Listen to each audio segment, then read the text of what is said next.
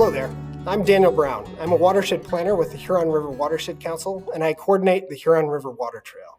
Today I want to talk to you about River Up, which is HRWC's program to restore and revitalize the river corridor.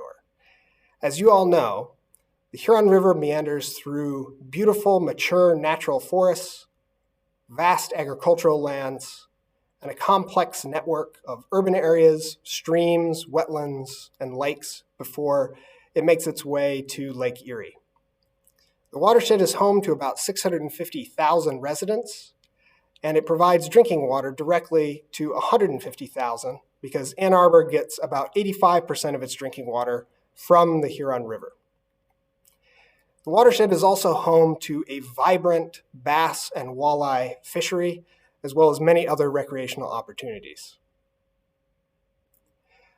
But for more than 2 centuries, the Huron River, like many rivers across the United States, was treated as a drain. It was poorly and badly mistreated throughout its history. Industry abused the river. Communities turned their back on the river. Towns built away from the river. This is the DTE Gasworks site located in downtown Ann Arbor. It occupies a piece of prime real estate right on the banks of the Huron River. The plant is now gone, but the contamination it left behind still remains. This is a photo of oil and sludge that was pulled out of the soil at the contamination site. This site is going to require cleanup over many years, and many of those cleanup efforts are already underway. This is the Peninsular Paper Mill in Ypsilanti. You can see in the background, there's Peninsular Paper Dam. Depending on what color dye the paper mill was using, it would change the Huron River the color of that dye. We know from residents that lived in the area at the time that they were actually discouraged from swimming or recreating in the river because the dye would stain their clothes.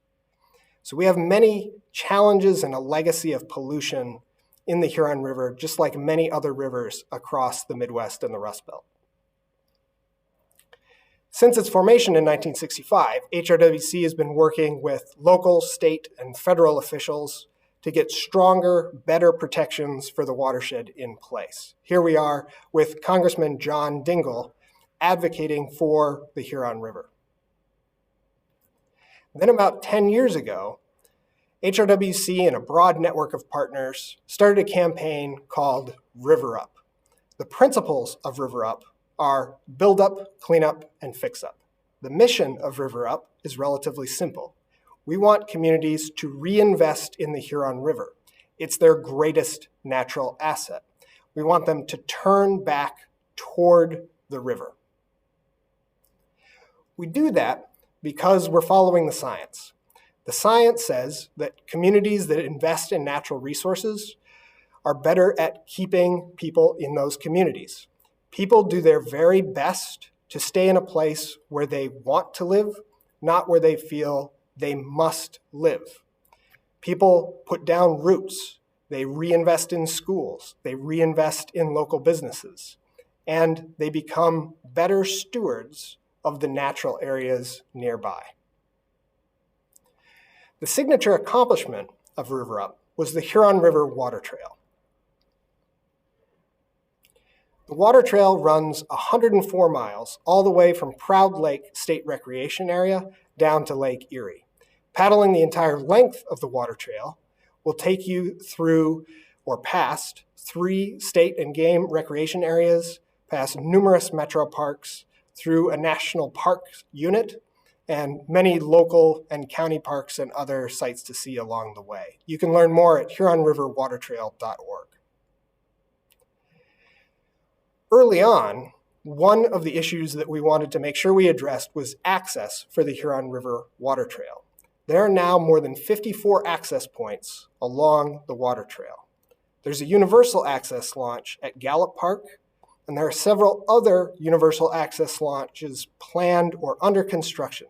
So in coming years, anybody that wants or needs a universal access launch should be able to get to one reasonably close by. We also wanted to improve safety Specifically, this meant addressing safety issues near the many dams on the Huron River.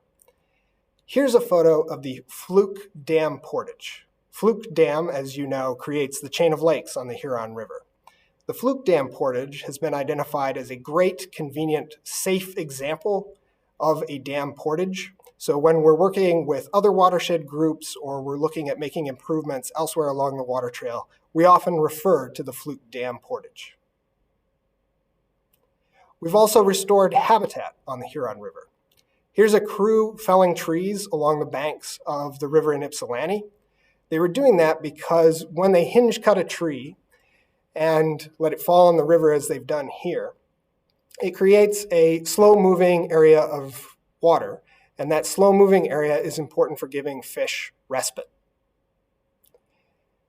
We did that after consulting with many members of our vibrant angling community within the watershed.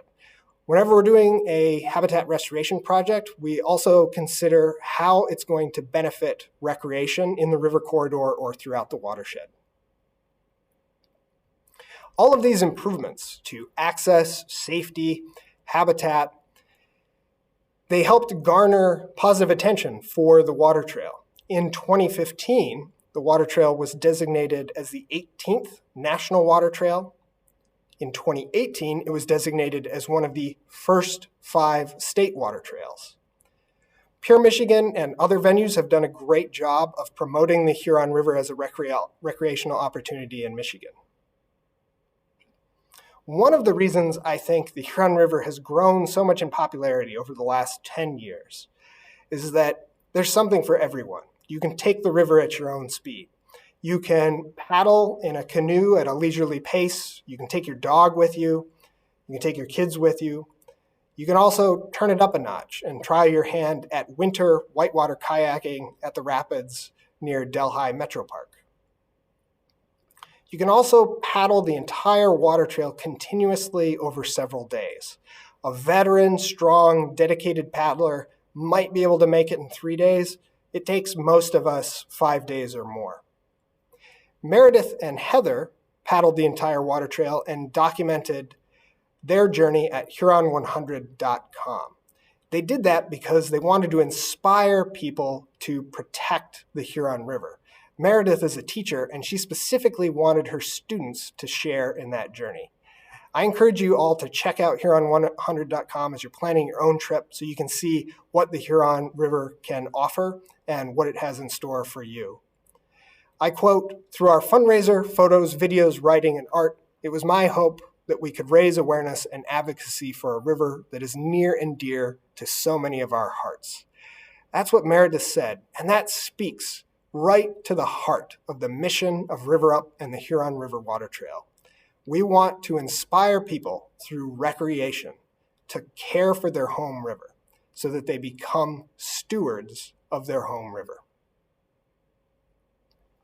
More broadly, I think recreation in the watershed and along the river has gained popularity because people are sharing their story with friends, family, they're posting to social media.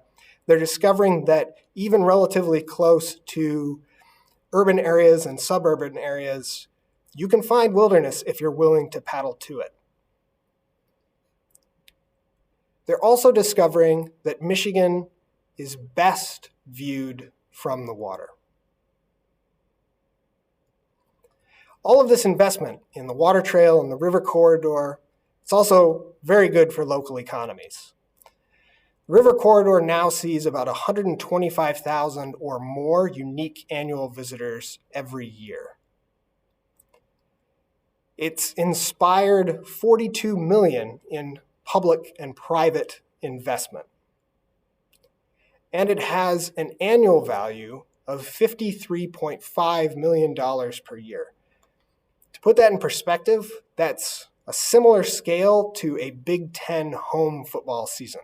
So we're talking about a major economic driver in Southeast Michigan.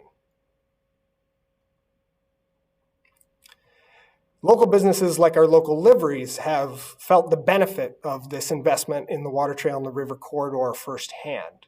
Hebner's Canoe Rental up in Milford saw about a 300 to 400% increase in business over the past year. And the benefits have extended to businesses outside the river corridor as people look for more activities to do in the watershed that are connected to the river and the many bike paths and trails that cross or intersect the river. Bicycling has exploded in popularity throughout the watershed. Stand-up paddleboarding on connected lakes or nearby lakes has also grown in popularity. People also find places near the place that they've become familiar with. So they do a little bit of exploring on their own, and they find new places to find an adventure. One of my favorite places in the watershed is Portage Creek. It's directly connected to the Huron River Water Trail through the chain of lakes, and it offers a great, diverse, secluded landscape, and it takes a relatively short paddle to get there. So many of the initial goals of River Up have been realized. We've seen a renaissance along the Huron River. We've seen restoration projects move forward. We've seen cleanup projects move forward. We see more people on the river. Most importantly, we see communities and organizations and businesses reinvesting in the river corridor. In the lower right, you see an image of the vision for that former DTE Gasworks plant site. It's connected now in that vision right to the Huron River. With all of this investment, we've seen a great benefit. We've avoided problems during the pandemic as recreational use has exploded. All of those investments in trail infrastructure avoided erosion and other concerns along the river. It also improved safety and likely kept people out of trouble in many circumstances, but it comes with an additional burden. That's a lot more people using a natural space. That means that natural space is going to need more care and attention going forward. Tony Golan is a competitive water polo player. He nearly made the Olympic team, and although he wasn't able to pursue his usual sports over the past year, he took it upon himself to dive into the Huron River, picking up trash as he goes. He spent hundreds of hours picking up trash from the river bottom, throwing it into his raft, hauling it back to shore where he could sort it out and dispose of it. Here's one of the many piles of trash that Tony picked up and brought to shore in all of his efforts over the past year. He's just been a tremendous champion for the Huron River, and we could all afford to be a little bit more like Tony. You all know that stewardship of a natural area, it takes years, it takes lifetimes. It takes continued care and attention to the river. And many of you have donated a lot of your time and energy to keeping the Huron River clean. And I say thank you for that. Over my professional career, I've been thinking about large challenges, climate change, how to protect large ecosystems, how we build resilient communities. And for all those reasons, I'm passionate about using River Up and the Water Trail to inspire stewardship and protection of the Huron River. I paddle the Huron River many times a year. I bike all over the watershed constantly. My friends, my family enjoy the Huron River and places along the Huron River. My dog enjoys taking a dip in the Huron River, oftentimes a little bit too much. You all know that we have to speak for the Huron River. We have to advocate for its protection. We have to practice the principles of leave no trace so that we leave the river corridor in a better condition than we find it. I thank you all for being stewards and champions of the Huron River, and I look forward to working with you in the coming years. Thank you so much.